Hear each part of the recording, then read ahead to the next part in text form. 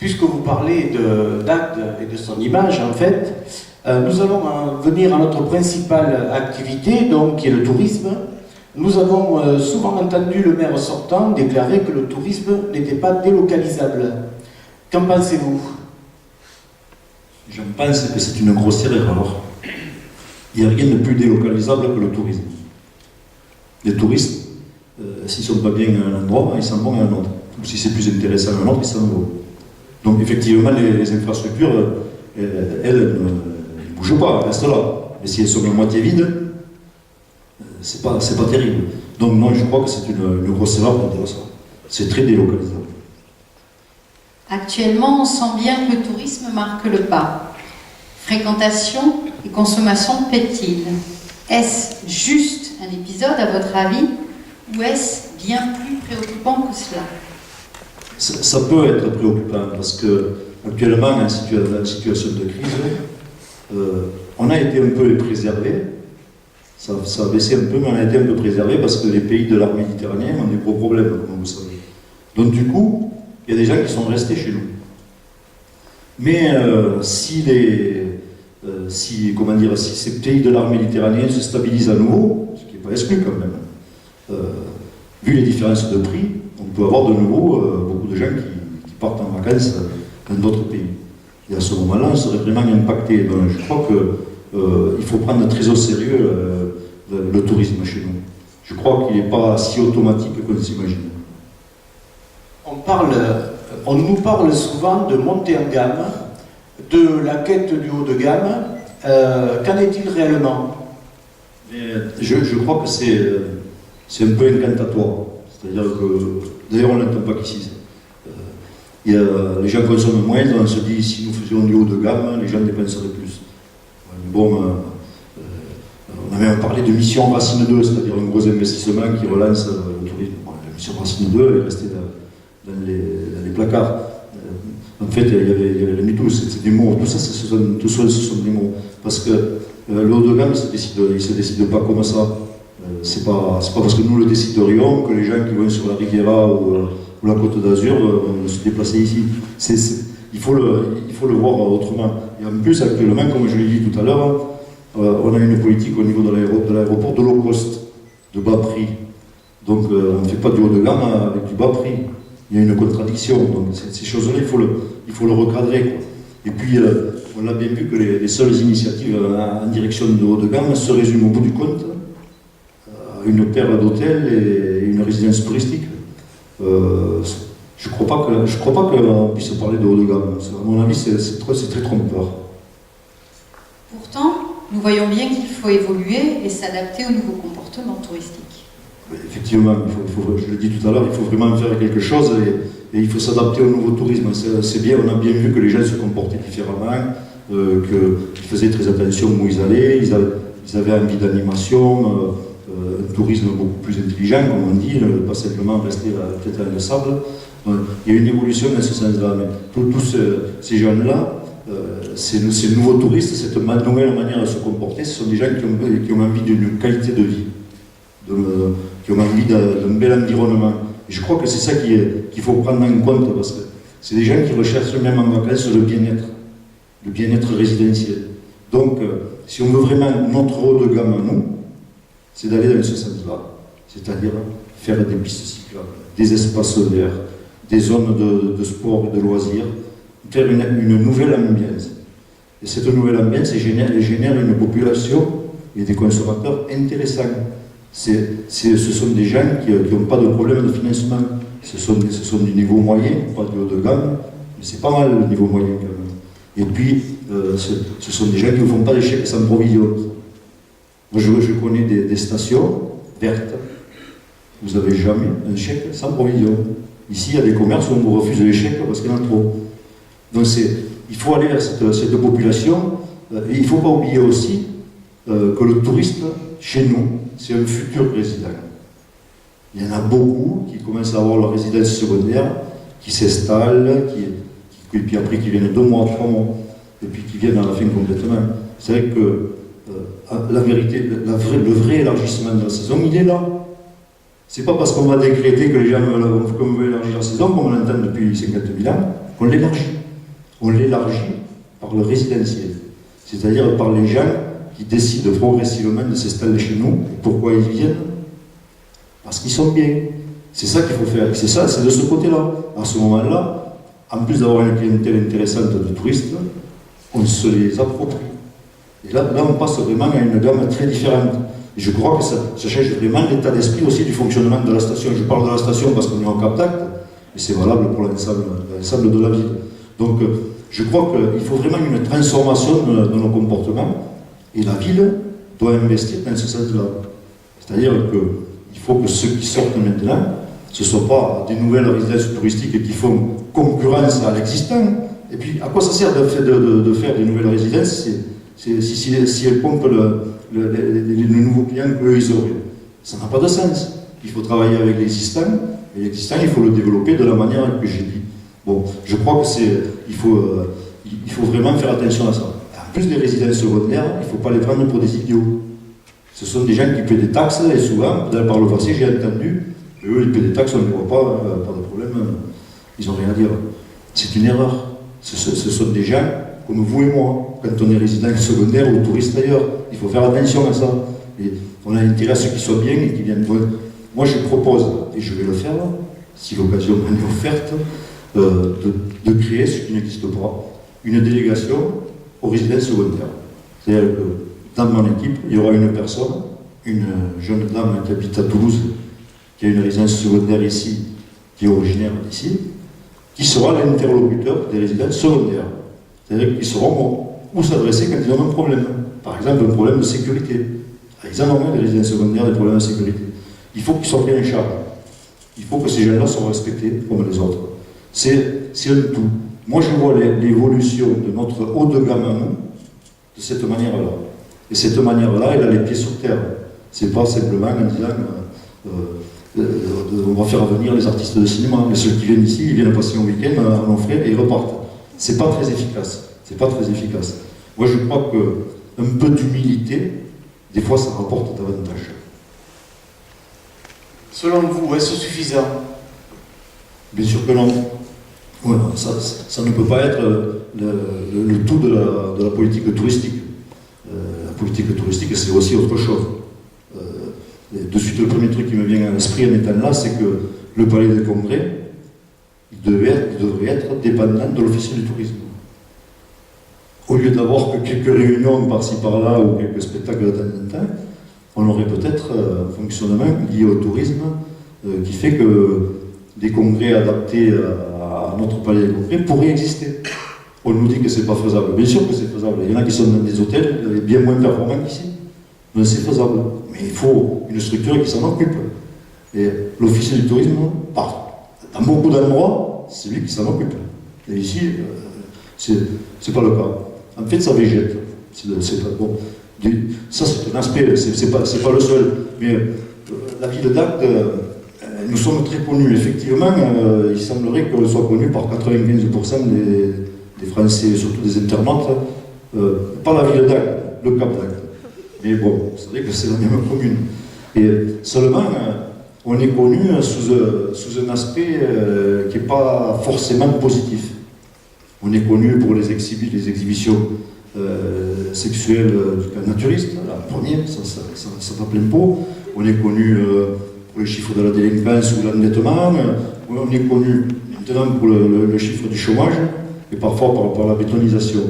Alors là, moi je crois qu'une image, ça se change. Bon, pour le chômage, je dis quand même, mais je crois que ça se change. Et ça dépend vraiment de la politique touristique municipale. C'est-à-dire qu'une vraie politique touristique, ça met en premier la promotion.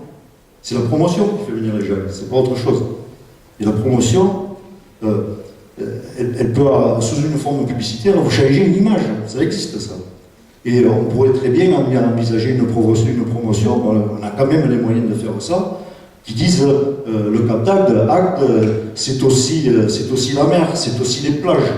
Le Cap d'Agde, c'est aussi les bateaux, le nautisme.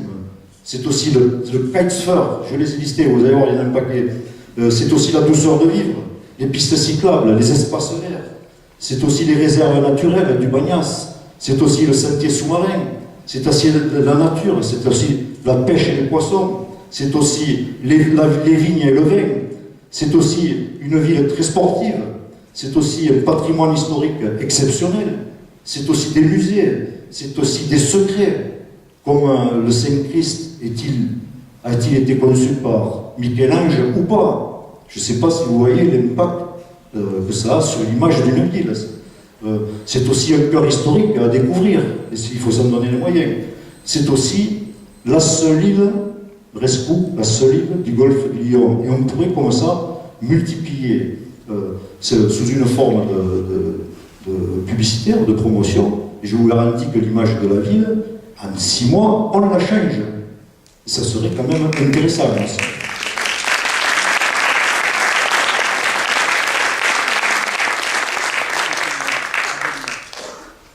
Chez nous, quand on parle de politique touristique, on parle aussi d'animation. Est-ce une bonne approche selon vous? Non, je pense que non. D'ailleurs, je viens de le dire. À mon avis, une politique touristique, c'est d'abord la promotion. C'est avec de la promotion qu'on fait venir les gens. C'est pas avec de l'animation. Ou alors il faut des festivals. Mais des vrais festivals. C'est pas le cas. Donc, d'abord, c'est la promotion qui fait. Et chez nous, l'animation, tout le monde veut l'animation devant sa porte. Donc, au bout du compte, l'animation que nous avons dans notre commune en général, c'est une vraie cacophonie. C'est-à-dire que vous avez une animation intéressante d'un côté et une de l'autre, etc. Et le même jour, elles se contredisent toutes. Résultat, il n'y a rien qui fonctionne vraiment bien. Ça, c'est à reprendre. Je vous donne un exemple qui me semble ajustable chez nous parce que les moyens sont identiques et sinon supérieurs. La ville de Carcassonne, elle organise un festival. Elle a mis les gens qu'il faut pour le faire. Et donc, elle organise un festival qui dure de septembre, non, de juin à août. 3 mois. 42 spectacles payants, 78 gratuits. Budget total, 3,6 millions d'euros. 3 600 000. Ça semble important, sauf qu'il y a une telle qualité que les spectacles payants génèrent une recette de 2 600 000. Les sponsors, c'est-à-dire les entreprises qui font des publicités, 300 à 400 000. La ville compense, à travers l'Office du tourisme, à hauteur de 400 et quelques mille euros, et il y a quelques subventions département. C'est-à-dire que vous avez un festival qui fonctionne avec la qualité que vous savez, pendant des mois, avec au total quand même, si je ne me trompe pas, 120 spectacles, et vous avez au total, pour la ville, une dépense absolument résiduelle. Nous, on dépense beaucoup plus, et on n'a pas du tout la même qualité. Bon, ça ne veut pas dire qu'il n'y a pas des animations, il faut reprendre ça. C'est un peu comme le développement économique. Là, c'est plutôt une question d'organisation. Il faut arrêter que l'Office du tourisme d'un côté, le de l'autre, le comité des fêtes de la ville, celui du CAP, les commerçants d'un côté. Il y a plein de choses intéressantes qui fédérer, organiser bien avec un bon timing, et puis peut-être un organisme qui fasse comme à Carcassonne, qui prenne ça en main et qui fasse de la qualité. Ça, c'est du haut de gamme. Et vous l'avez vu financièrement, c'est vraiment abordable.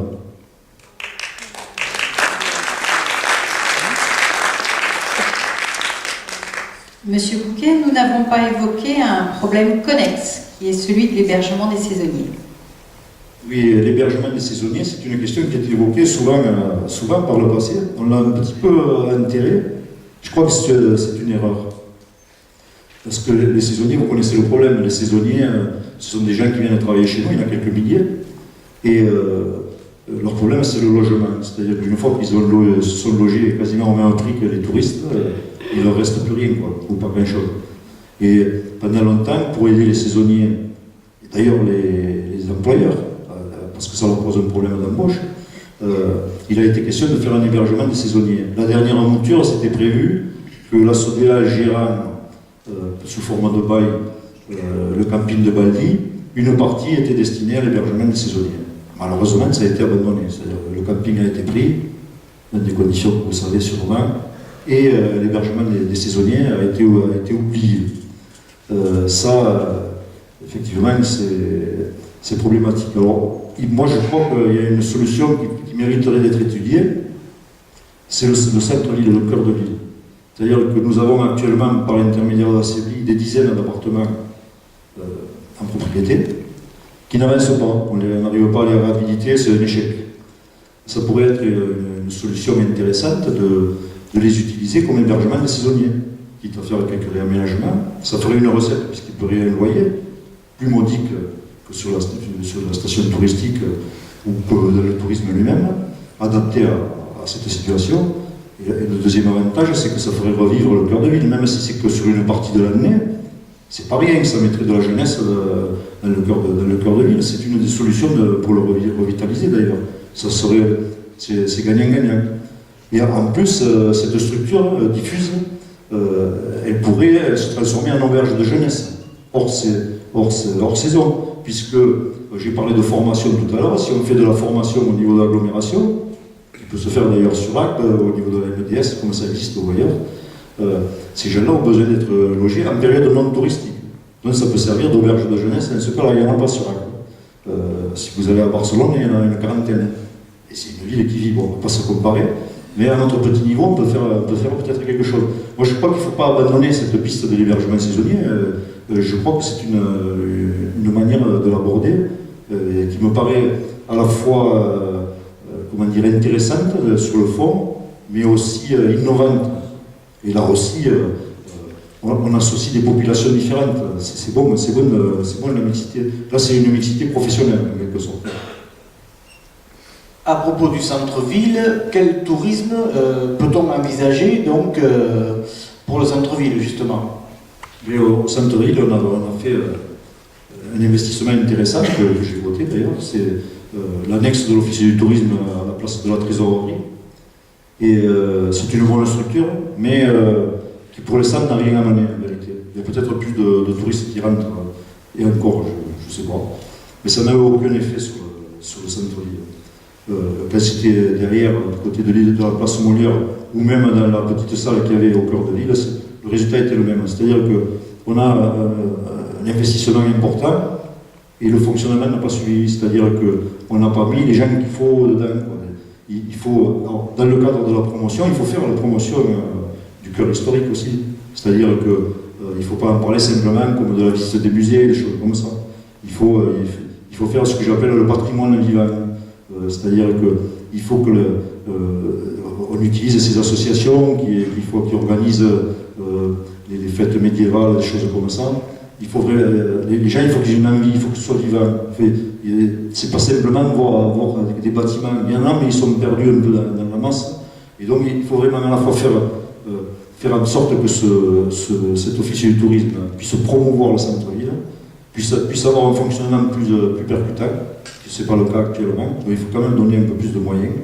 Et puis, en partenariat avec les associations existantes, il faut attirer les gens vers ceux qui les intéressent. Ce patrimoine vivant, dont une large part de la population prend goût actuellement.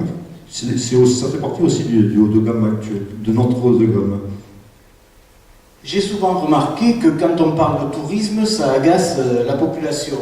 Elle se sent parfois un peu délaissée. Qu'en pensez-vous ? C'est vrai, je pense que c'est un problème, c'est-à-dire qu'une part de la population ne voit le tourisme qu'à travers les nuisances, parce qu'ils pensent ne pas en bénéficier. Et c'est à prendre en considération. Il ne faut pas mépriser ce genre d'attitude. Simplement, il faut les associer.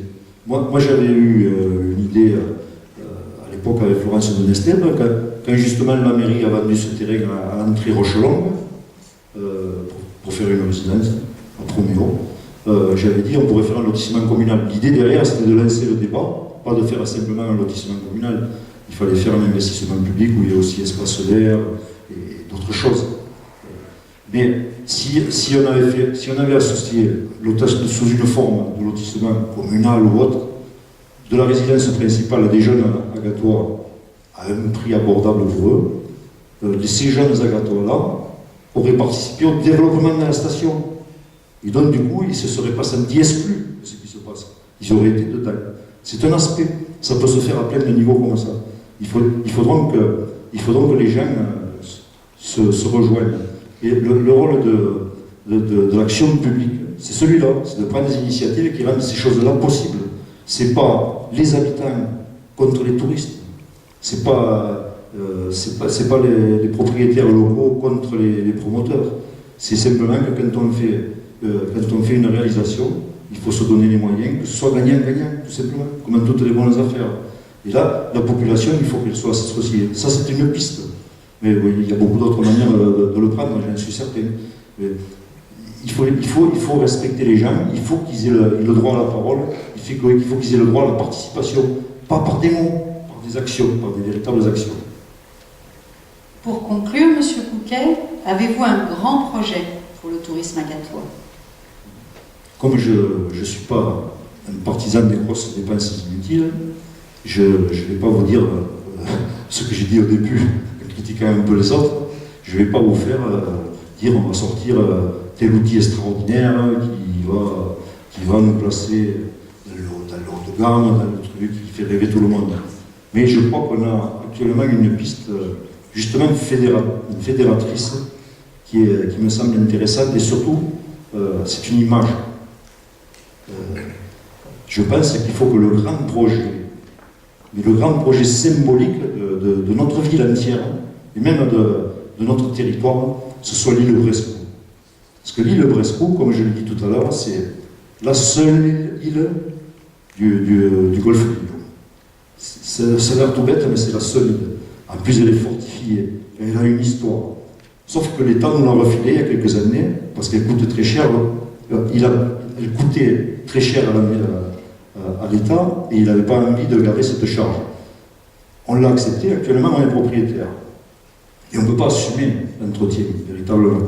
Une association s'est créée, une association qui prend une initiative très intéressante, c'est-à-dire qu'elle se dit on ne peut pas laisser ça. Donc il faut à la fois travailler avec ces gens qui fédèrent beaucoup de monde et trouver le financement. Pour le financement, pour moi, là aussi, je crois qu'il est tout trouvé. Ça tombe une fois de plus sur la région, et je vais vous dire pourquoi. La région vient de prendre la décision, il y a peu de temps, d'avoir une politique de rachat des phares. Ils se sont dit, rachetons les phares, parce que les phares, c'est très représentatif, c'est un peu dans la même démarche intellectuelle, c'est représentatif de la possession, de la relation à la mer, de l'histoire, de la pêche, de tout ce que vous voulez. Or, le fort Brescou est un phare. Donc, on peut. Alors là, le but, c'est pas de dire à la région, on vous le refile. C'est pareil. Eux, ils seront intéressés s'ils veulent des phares. C'est le plus beau. Donc, ils vont être intéressés. Et il faut travailler avec eux. Et alors là, le financement européen, il est quasiment automatique sur un projet de ce genre. Et là, on peut faire vraiment quelque chose de très beau, avec autour une campagne de promotion qui vraiment relance tout notre territoire. Ça serait le symbole de tout le reste. Voilà un grand projet qui, à mon avis, ne coûterait pas grand-chose, mais qui nous profiterait beaucoup.